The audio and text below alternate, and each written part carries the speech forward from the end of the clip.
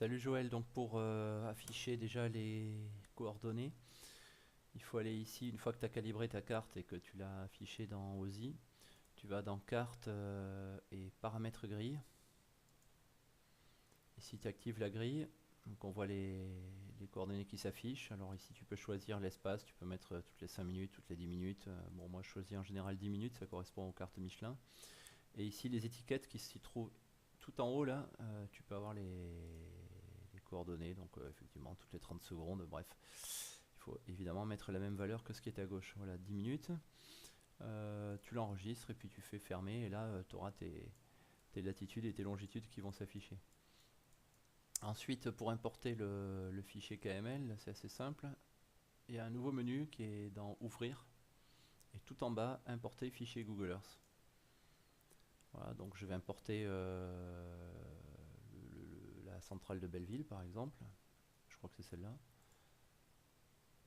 Voilà, alors ça n'affiche, voilà, elle s'est affichée ici là en rouge. En ce qui concerne le tracé, il y a une petite manip à faire parce que ton fichier, lui, si je prends le fichier nav3 ANR, il y a des répertoires, il y a des points, il y a des tracés, il y a même des polygones dedans. Donc pour le tracé, c'est assez facile. Theoretical track, il suffit de l'enregistrer ici. Bon, je l'avais déjà enregistré, mais sous ce nom-là. Donc là, il n'y a pas de problème, il va apparaître correctement dans OSI. Si je fais ouvrir, importer fichier Google Earth et Theoretical Pass, là, il n'y a pas de problème, c'est ton fichier. Maintenant, c'est pour le corridor, le petit souci. Alors, dans Google Earth, bah, tu enregistres le KML juste du corridor. Tu l'enregistres sous corridor, par exemple. Voilà. Je l'avais déjà fait, c'est pour ça qu'il apparaît. Et il faut aller l'éditer ensuite avec Notepad. Donc, hop, hop, voilà. Donc l'édition, moi ce que je fais, c'est que tout simplement je prends Theoretical Pass, j'ouvre le fichier Corridor et je copie les coordonnées de Corridor ici dans Theoretical Pass. Comme ça j'ai tous les mêmes en tête, ça va me faire le bon fichier qui va bien. Et je l'enregistre évidemment sous un nouveau nom qui s'appelle Corridor M modifié. Voilà, ça je n'ai plus besoin. À partir de là, on retourne dans OSI et on peut ouvrir un nouveau fichier Google Earth qui lui est Corridor M évidemment. Si j'ouvrais Corridor, là, tiens, on va faire l'erreur, tu vois, il y a No Route Waypoints Track File, enfin il y a trop de trucs. Donc si j'ouvre par contre Corridor M, le fichier modifié, le corridor s'affiche correctement. Alors là c'est rigolo parce que j'ai ouvert la centrale en premier, il me l'a mise en rouge, et ensuite il m'a mis la route avec le corridor tout en bleu. Pour avoir quelque chose qui ressemble à ce que je t'ai envoyé tout à l'heure, si tu avais ouvert le Theoretical Pass, il aurait été bleu.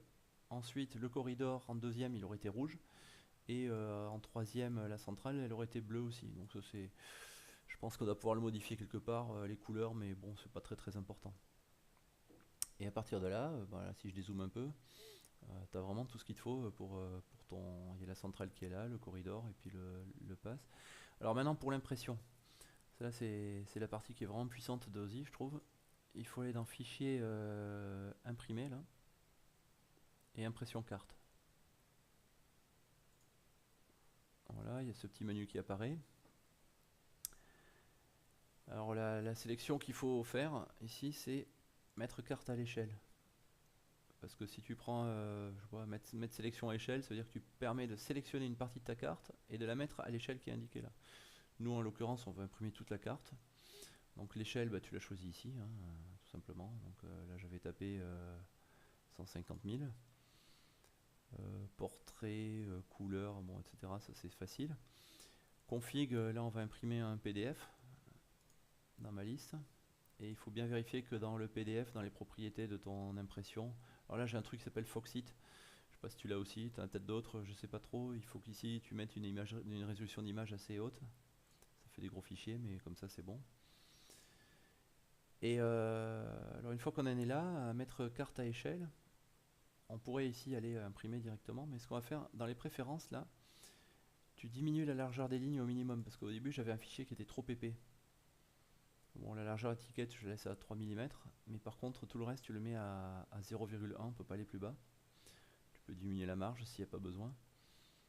Et voilà, ça, je sais pas ce que c'est. Le nom de la carte. Donc après, tu fais Preview, ça c'est vachement bien, parce que voilà, ça permet d'afficher cette petite fenêtre-là, qui elle te montre le découpage des feuilles A4 dans le format que tu as choisi ici pour trait. Bon, évidemment, la petite bande qui est à droite va pas nous servir à grand chose, donc on peut l'enlever. Et si là on fait imprimer, et ben voilà, on va pouvoir imprimer notre carte qui va ressembler à ceci. Voilà.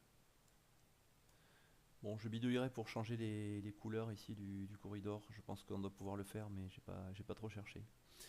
Voilà, tu sais tout sur comment faire ce que j'ai fait tout à l'heure. Ciao, ciao.